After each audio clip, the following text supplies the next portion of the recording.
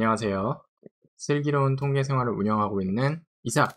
그리고 여기는 제가 지금 모시고 계신 순이라고 합니다. 네. 저희의 유튜브 채널이 조금 활성화되기 위해서는, 그리고 제가 순이가 먹을 사료값을 벌기 위해서는 여러분의 좋아요가 진짜 필요합니다. 그래서 좋아요 한번 누르시고 강의 들어주시기 바랍니다. 네, 그럼 시작하도록 하겠습니다. 가시죠.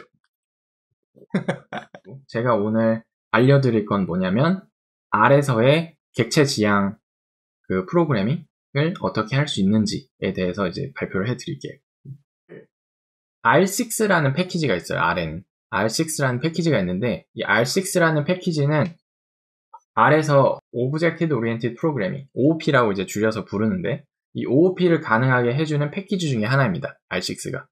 그래서 요거를 이제 우리가 공부를 해야 되는데, 톨치라는 패키지를 사용을 하기 위해서 R6를 공부를 해야 되는데, 이유는 뭐냐면 나중에 뉴럴넷을 이제 우리가 만들 때, 신경망을 처음으로 정의를 할 때 OOP의 개념을 되게 많이 사용을 해서 정의를 합니다. 톨치 패키지 자체에서. 그래서 공부를 하시다 보면 신경망을 정의를 할 때 이런 식으로 NN이라는 모듈 함수가 있거든요. 얘는 이제 좀 이따가 배울 클래스 제너레이터 중에 하나인데, 톨치 패키지 안에 있는 제너레이터 함수를, 클래스 제너레이터를 이제 빌려와서 이렇게 작성을 하게 된다. 그래서 이런 거를 이제 이해를 하기 위해서, 얘네들이 이제 어떤 식으로 뉴럴넷을 이제 정의를 하는가를 이해를 하기 위해서 이 R6를 지금 우리가 오늘 공부를 한다고 생각하면 돼요. 그래서 이 R6에 대해서 조금 얘기를 해보도록 하겠습니다. OOP가 왜 필요하냐에 대한 이야기를 저희가 좀 해야 될 텐데, OOP가 필요한 이유는 기본적으로 얘네가 지향하는 게, 프로그래밍을 우리가 프로그램 코드를 짤 때 우리가 짜놓은 프로그램 코드를 많이 이용하면 이용할수록, 자주 이용하면 이용할수록 그 프로그래밍 코드의 가치가 되게 높아진다고 생각을 하는 거예요. 그래서 내가 짜놓은 코드의 리유저빌리티를 최대한도로 높여보자 라고 하는 게 OOP를 사용하는 이유 중에 하나입니다. 네. 그래서 그것에 대한 이제 예제가 OOP를 사용하지 않았을 때와 OOP를 사용했을 때의 차이점을 제가 보여드리려고 해요. 그래서 첫 번째는 뭘 했냐면, student라는 어떤 그냥 빈 리스트를 제가 이제 함수에다가 이렇게 넣어놔가지고 요만큼을 이제 정의를 하고, 그 다음에 아이작과 봄이라는 요 변수에다가 이 student 함수를 입력을 하면 아이작과 봄이는 결국에는 그냥 빈 공 리스트가 되는 거겠죠. 그리고 아이작이라는 사람의 information, 첫 번째, 그러니까 first name, last name, 그 다음에 이메일, midterm, final, 이런 정보들을 제가 아이작이라는 변수 안에다가 집어넣을 수가 있을 테고, 리스트니까. 그리고 봄이라는 사람의 information도 이렇게 집어넣을 수가 있을 겁니다. 그래서 얘네를 돌린 다음에 아이작에 이제 들어있는 변수, 그러니까 정보를 확인을 해보면 이렇게 접근이 가능하겠죠. 네. 그리고 봄이도 똑같이 이런 식으로 봄이랑 아이작에 이렇게 정보를 넣을 수가 있을 겁니다. 근데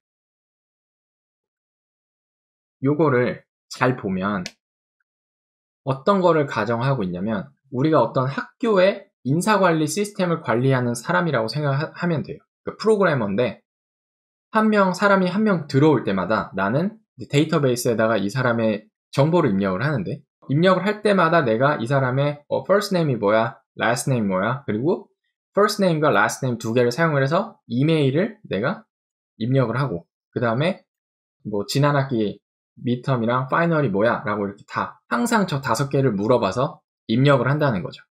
네.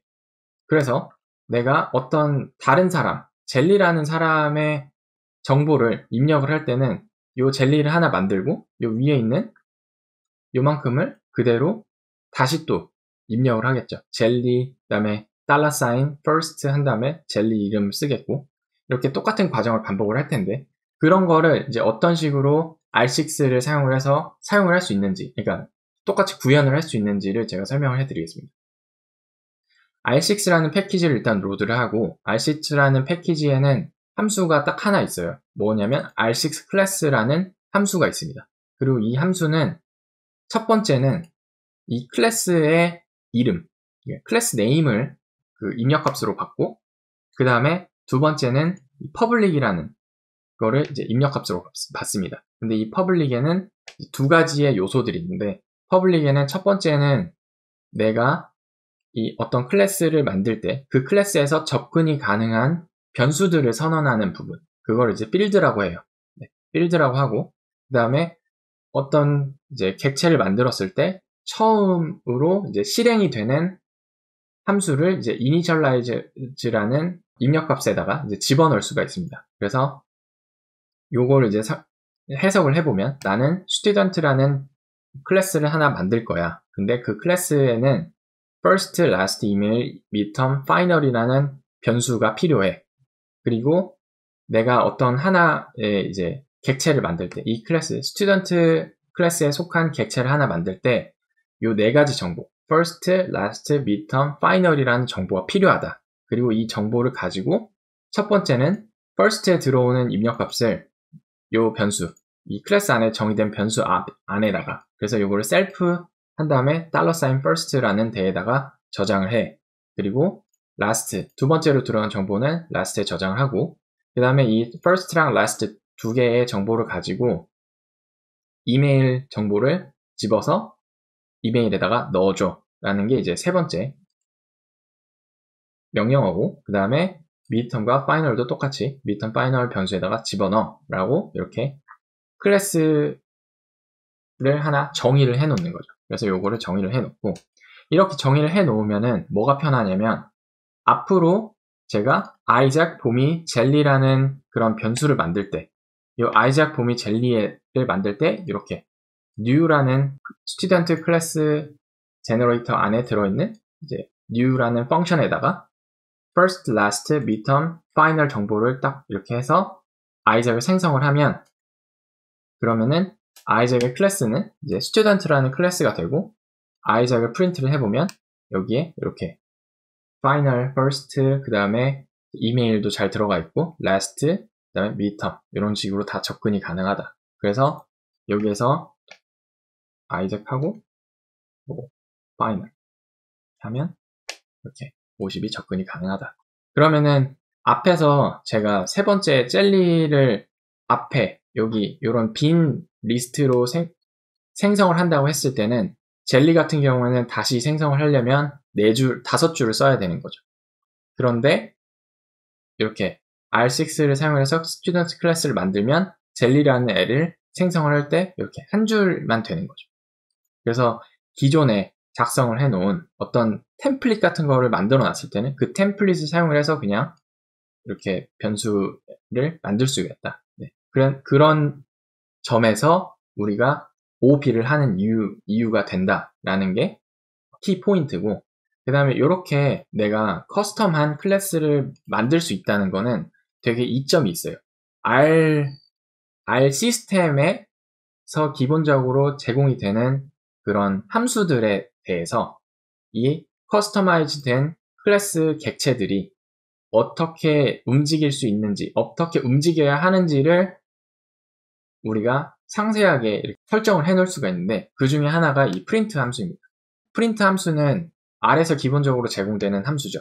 그래서 베이스 함수 중에 하나인데, 아이작이라는 요 스튜던트 클래스의 객체인 이 아이작은 프린트 함수 안에 들어가면 현재는 이렇게 프린트가 되도록 설계가 돼 있어요.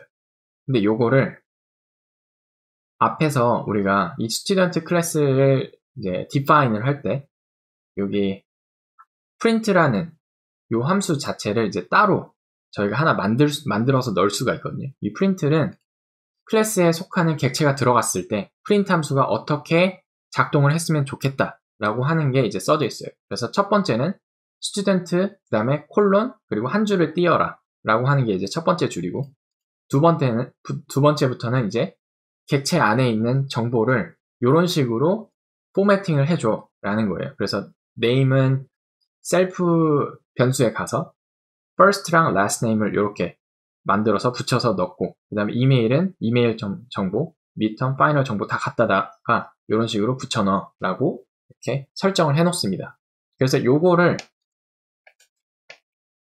이런 식으로 정의한 스튜던트 객체에서 우리가 이제 순이라는 애를 하나 만들었어요. 그럼 순이라는 애는 당연히 정보가 이렇게 있겠죠.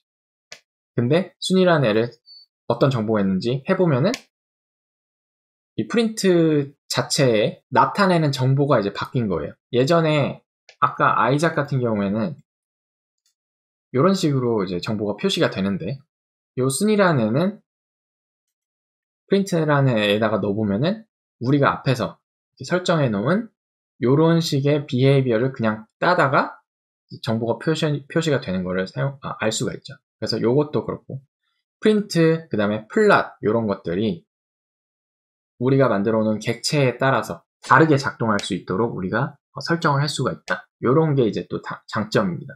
그래서 일단 네, 여기까지가 이제 OOP의 기본이 되고 요런 식의 개념을 우리가 사용을 해서 나중에 그 딥러닝에서 뉴럴넷을 만들 때 이렇게 만들 때 이제 어떤 식으로 하냐면 첫 번째 이제 NN 모듈이라는 것 자체가 이제 클래스 제너레이터라고 생각을 하시고 이 클래스 제너레이터에서 이제 클래스 네임 그리고 이니셜라이즈가 이제 요 클래스의 객체를 만들 때에 처음으로 실행이 되는 함수인 거죠. 그래서 이 함수는 세 가지의 인포메이션을 지금 받아서 만드는데 첫 번째는 뭐냐면 데이터 인 그리고 히든 그 다음에 데이터 아웃 이 세 가지의 정보를 받습니다. 첫 번째는 뉴럴넷의 입력 변수의 개수가 몇 개인지 그리고 중간에 히든 레이어의 노드가 몇 개인지 그리고 마지막에 아웃풋 레이어가 몇 개가 들어가야 되는지 이 세 가지 정보를 받아서 히든 레이어 그 다음에 아웃풋 레이어라는 변수 안에 이렇게 그 레이어를 층층이 이제 쌓아서 그거를 가지고 이제 클래스를 만드는 거예요. 그래서 요거 자체가 이제 스튜던트 클래스라고 생각을 하시면 되고 이 스튜던트 투 레이어 넷이라는 요거를 가지고 우리가 이거에 대한 특정 객체를 만드는 코드가 요 부분입니다. 그래서 입력값이 2개, 히든 노드 3개, 그 다음에 아웃풋이 하나 요거인 to layer 넷의 객체를 만들어 라고 하면 my first model이라고 하는 이 객체가 하나 생성이 되는 거죠. 그래서 이거 자체가 이제 어떤 함수가 되는 거예요. 여기에다가 이제 x 텐서를 집어넣으면 아웃풋 값을 받게 되는 겁니다. 그래서 요거를 이제 아셔야지 이제 제가 나중에 지금 한창 공부를 하고 있는 딥러닝을 사용을 해서 해결을 하려고 생각 중이거든요. 그래서 요 내용을 공부를 하시면은 좋을 것 같습니다. 지금부터 좀 공부를 하셔야지 나중에 좀 따라가실 수도 있을 것 같아요. 혹시 질문 있으십니까?